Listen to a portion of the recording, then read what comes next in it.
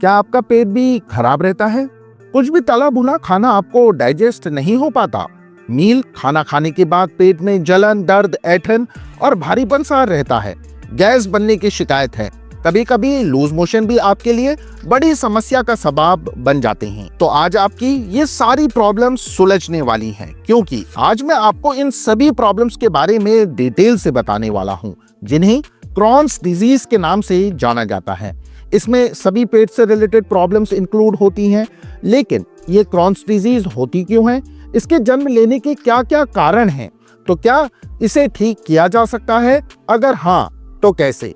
आइए इन सभी सवालों के जवाब जानने की कोशिश करते हैं और क्रॉन्स डिजीज की शुरुआत से लेकर इसके अंत तक यानी मेडिसिन के बारे में आपको बताता हूं। इसलिए watch this video till the end. नमस्कार दोस्तों, मैं हूं होम्योपैथ डॉक्टर सहज जोशी और एक बार फिर मैं आपका स्वागत करता हूं अपने चैनल की इस खास वीडियो पर।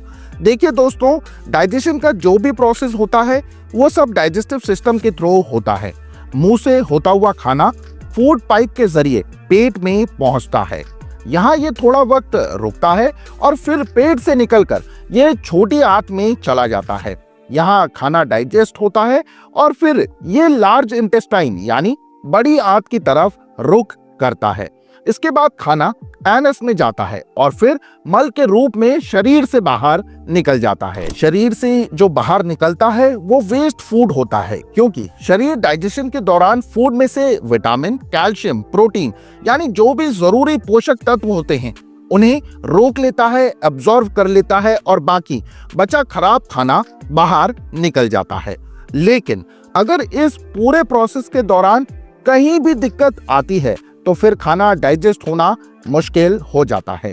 जैसे अगर आपकी छोटी या बड़ी आंत में स्वेलिंग, सूजन हो जाती है तो आपको लूज मोशन का सामना करना पड़ेगा, साथ ही पेट में दर्द भी महसूस होने लगेगा। अगर आप शुरू में इस पर ध्यान ज्यादा नहीं देते हैं तो ये समस्या गंभीर रूप ले लेती है, क्रॉनिक हो जाती है। 6 महीने, 1 साल, 2 साल में ये जो सूजन होती है वो डाइजेस्टिव सिस्टम को बुरी तरह से जकड़ लेती है। इसलिए पेशेंट को कभी छोटी आंत में सूजन का सामना करना पड़ता है तो कभी बड़ी आंत में सूजन का सामना करना पड़ता है। पेट में इस तरह की क्रॉनिक सिचुएशन में यह समस्या सीवियर हो जाती है। इन्फ्लेमेशन का प्रभाव अलग अलग डाइजेस्टिव पार्ट्स में देखने को मिलता है। इसलिए पेशेंट को कभी लूज मोशंस होते हैं, दस्त होते हैं, तो कभी डायरिया हो जाता है। इसे क्रॉनिक इन्फ्लेमेटरी बाउल डिजीज कहते हैं, जिसका दूसरा नाम क्रॉन्स डिजीज भी रखा गया है। लेकिन ये परेशानी होती क्यों है?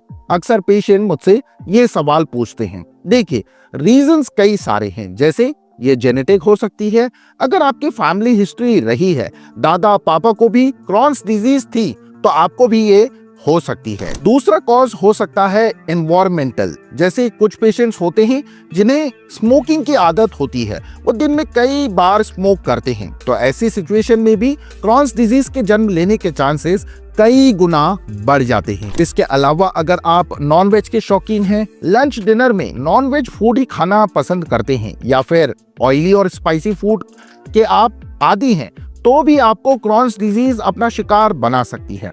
यानी तला भुना, मिर्च मसालेदार खाना भी आपको इस प्रॉब्लम में फंसा सकता है। लेकिन ज्यादातर क्रॉन्स डिजीज का जो कारण होता है वो जेनेटिक ही देखने को मिलता है। आप मान सकते हैं कि 30 से 35% जो पेशेंट होते हैं वो जेनेटिक की वजह से ही क्रॉन्स डिजीज का शिकार होते हैं, जबकि 30 से 35% वो पेशेंट भी होते हैं जो बहुत ज्यादा शराब का सेवन करते हैं। खाने में उन्हें ज्यादा तेल चाहिए होता है, तीखा खाना उनकी आदत होती है, नींद टाइम से नहीं लेते हैं, स्लीपिंग रूटीन पूरी तरह से बिगड़ा हुआ है, नींद प्रॉपर ना लेने की वजह से वो चिड़चिड़े भी हो जाते हैं, एंजाइटी, डिप्रेशन, स्ट्रेस, इस सब से वो सफर कर रहे हैं। तो ये सारी कंडीशन भी क्रॉन्स डिजीज को प्रोवोक, बढ़ावा कर देती हैं। जबकि 30 से 35% पेशेंट ऐसे भी देखे गए हैं जिन्हें क्रॉन्स डिजीज होने की वजह से एलर्जी होती है, लाइक फूड एलर्जी। अगर किसी को मिल्क एंड मिल्क प्रोडक्ट से, दूध और दूध से बनी चीजों से एलर्जी है तो उसे भी यह समस्या हो सकती है। इसी तरह लैक्टोज इंटॉलरेंस, ग्लूटेन एलर्जी जैसी कोई भी एलर्जी है, कोई स्पेसिफिक फूड आइटम आप नहीं खा सकते हैं, लेकिन आपने उसे अनजाने में कंज्यूम कर लिया तो इससे भी आपको ये प्रॉब्लम हो सकती है। इसमें ज्यादातर जो जीन इन्वॉल्व रहते हैं वो है नॉड जीन, क्योंकि इसमें म्यूटेशन होता है। इस तरह जेनेटिक, एलर्जी, स्मोकिंग, इन सभी कॉजेस की वजह से क्रॉन्स डिजीज हो सकती है, लेकिन कई बार लोगों को इसके बारे में पता ही नहीं होता और कंडीशन सीवियर हो जाती है। अगर आप पेट से रिलेटेड प्रॉब्लम फेस कर रहे हैं और जानना चाहते हैं कि ये नॉर्मल कंडीशन है या फिर आप क्रॉन्स डिजीज से पीड़ित हैं, तो आप इसके लक्षणों के आधार पर पहचान कर सकते हैं। सबसे पहले मैं आपको पेट से संबंधित कुछ लक्षणों के बारे में बताना चाहूंगा। इसमें 2 सिम्टम्स ऐसे हैं जो मैक्सिमम पेशेंट्स में देखने को मिलते हैं। पहला प्राइमरी सिम्टम है लूज मोशन डायरिया।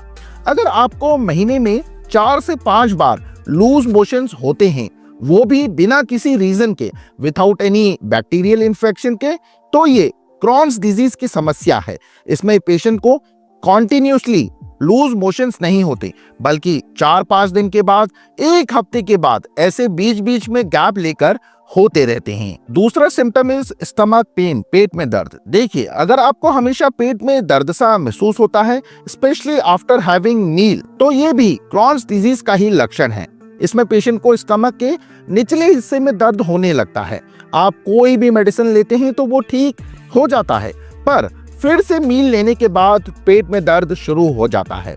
इस तरह एब्डोमेन में पेन रेपिडेडली होना क्रॉन्स डिजीज का ही एक सिम्टम। इसी तरह अगर आपकी इंटेस्टाइन, आंतों में इन्फ्लामेशन बनी रहती है और ये समस्या कुछ टाइम बाद आपको सताती है, सोनोग्राफी टेस्ट भी इन्फ्लामेशन को डिक्लेयर करता है, तो इस तरह की कंडीशन भी क्रॉन्स डिजीज की तरफ इशारा करती हैं। इसमें कभी बड़ी आंत, लार्ज इंटेस्टाइन में स्वेलिंग होती है, तो कभी स्मॉल इंटेस्टाइन में स्वेलिंग देखने को मिलती है।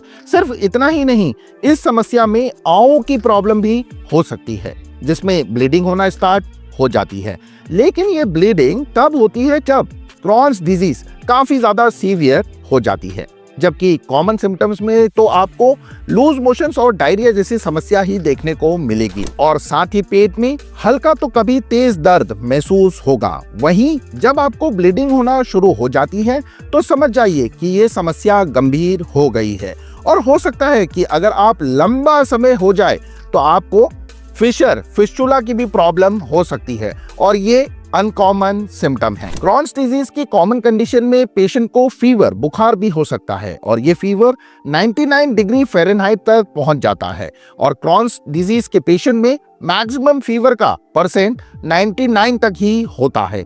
साथ ही बॉडी में कमजोरी, वीकनेस होने लगती है, हाथ पैरों में दर्द होना शुरू हो जाता है, जिससे पेशेंट की हेल्थ पर बुरा असर पड़ता है। जैसे जैसे वक्त बढ़ता है, पेशेंट का शरीर निढाल हो जाता है, वजन कम होने लगता है। अगर ऐसा ही आपके साथ हो रहा है तो फिर आपको क्रॉन्स डिजीज की समस्या हो सकती है। लेकिन क्या इसे ठीक करना पॉसिबल है? यस, कई केसेस मैंने हैंडल किए हैं होम्योपैथिक मेडिसिन की मदद से, क्रॉन्स डिजीज के सीवियर से सीवियर कंडीशन को ठीक किया है, और आज मैं उन मेडिसिन को आपके साथ भी शेयर करना चाहता हूं। देखिए, सबसे पहली दवा है नंबर 1 पर मर्क्यूरियस सॉल्युबल्स लिखा हुआ आपको देखने को मिल रहा होगा, जिसे शॉर्ट में मर्कसॉल भी कहा जाता है। यह मेडिसिन लार्ज इंटेस्टाइन और स्मॉल इंटेस्टाइन में आई इन्फ्लामेशन, सूजन को कम करने में हेल्प करती है, specially in Crohn's disease cases. इसमें अगर आपको स्वेलिंग के साथ साथ मोशन होते हैं, दिन में आपको 3 से 4 बार वॉशरूम जाना पड़ता है, तो आप मर्कसॉल होम्योपैथिक मेडिसिन को ट्राई कर सकते हैं। ये आओ को भी ठीक करने में हेल्पफुल मानी जाती है। बॉडी में पेन, ऐठन में भी आप इसे ले सकते हैं। इसे आपको 30 पोटेंसी में सिर्फ सुबह 2 बूंद डायरेक्टली अपनी जबान पर लेना है। दूसरी मेडिसिन है दोस्तों पोडोफाइलम, नाम लिखा हुआ आपको देखने को मिल रहा होगा। इस मेडिसिन का सिम्टम है पीरियोडिक लूज मोशन होना, लाइक आज हो गए फिर 2-3 दिन बाद हो गए, ऐसे कुछ वक्त बाद अगर आपको लूज मोशंस होते हैं तो आप इस दवाई को ले सकते हैं। पेट में, इंटेस्टाइन में स्वेलिंग की वजह से लूज मोशन की शिकायत हो रही है, पेट में मरोड़ दर्द बना रहता है, तो आप पोडोफाइलम को 30 पोटेंसी में ले सकते हैं। इसकी आपको 2 बूंद सुबह और 2 बूंद शाम को डायरेक्टली अपनी जबान पर लेनी है। Number 3 homeopathic medicine is sulphur, नाम लिखा हुआ देखने को मिल रहा होगा। तीसरी दवा को सिर्फ कुछ लोग नहीं ले सकते हैं, जैसे जिन्हें सल्फर से दिक्कत है, एलर्जी है, वो इसे अवॉइड करें। बाकी लोगों के लिए ये दवाई बहुत लाभदायक है। ये क्रॉनिक इन्फ्लामेटरी डिजीज में बहुत आराम पहुंचाती है। लंबे समय से अगर पेट में इन्फ्लामेशन बना हुआ है, चाहे उसका रीजन एलर्जी हो, ऑटोनॉमिक, तो सल्फर बहुत अच्छे से इस समस्या को हल करती है। खाना खाने के तुरंत बाद अगर आप वॉशरूम जाते ही लॉन्ग टाइम से ऐसा आपके साथ हो रहा है, इंटेस्टाइन आंतों में स्वेलिंग है, तो आप बेझिझक होम्योपैथिक मेडिसिन सल्फर को सुबह खाली पेट ले सकते हैं। बिना ब्रश किए आप सल्फर 30 पोटेंसी में इसके 2 ड्रॉप्स पीजिए। इससे आपको वीक में सिर्फ 2 बार लेना है, जबकि मर्क सॉल्ट को डेली सुबह सल्फर के बाद लीजिए अराउंड 10:30 पर। अब बताता हूं आपको एक खास कॉम्बिनेशन के बारे में, जिसे 3 होम्योपैथिक दवाइयों की हेल्प से बनाया जाता है। पहली है हाइड्रेटिस, सबका नाम आपको लिखा हुआ देखने को मिल रहा होगा। ये पेट में होने वाली, इंटेस्टाइन में होने वाली स्वेलिंग को खत्म करने के लिए एक रामबाण उपाय है। इससे इम्यूनिटी भी स्ट्रांग होती है, एलर्जी की प्रॉब्लम सॉल्व होती है। लूज मोशन, आंव की समस्या को भी सुलझाने में हाइड्रेटिस कैन काफी मददगार साबित हो सकती है। इसे आपको mother tincture Hydrastis can Q form में लेना है। वहीं दूसरे मदर टिंचर का नाम है कुर्ची, इसको भी आपको मदर टिंचर में इस्तेमाल करना है, कुर्ची क्यू।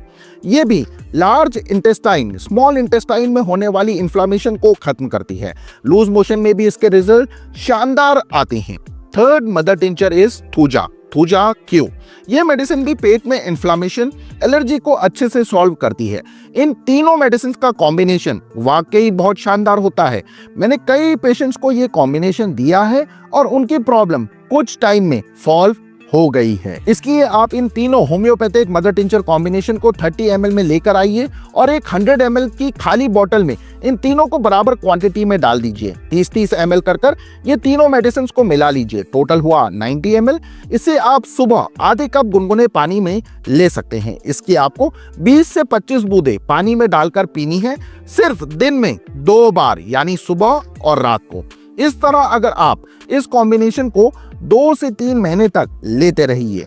वहीं अगर आपको सल्फर से एलर्जी नहीं है तो आप सुबह 2 बूंद सल्फर को ले सकते हैं, वो भी हफ्ते में सिर्फ 2 बार। साथ ही आपको मर्क सॉल्ट की 2 बूंदें सुबह लेनी है। वहीं जो पोडोफाइलम है वो आपको सुबह शाम 2-2 बूंद लेनी है। इन सभी मेडिसिन को आपको साथ में लेना है। बस जैसा मैंने टाइम टेबल बताया है उसी के अकॉर्डिंग आप इन्हें लीजिएगा। इस बीच आपको दूध और नॉन वेज नहीं खाना है। ऑयली फूड, स्पाइसी फूड कम से कम लेना है, जबकि डाइट में आपको फाइबर युक्त फूड लेने हैं। अगर अब भी आपकी कोई क्वेरी है तो आप मुझसे ही पूछ सकते हैं। मेरा नंबर नीचे इस वीडियो के डिस्क्रिप्शन में दिया गया है, तो आप मुझसे कांटेक्ट कर सकते हैं। मैं आपके हेल्प करने के लिए हमेशा अवेलेबल हूं। तो आज के लिए बस इतना ही। अगर आपको मेरी वीडियो पसंद आई हो तो इसे दिल खोलकर लाइक कीजिएगा, प्यार दीजिएगा, ज्यादा से ज्यादा शेयर कीजिएगा। और हाँ, चैनल से जुड़े रहने के लिए चैनल को सब्सक्राइब कर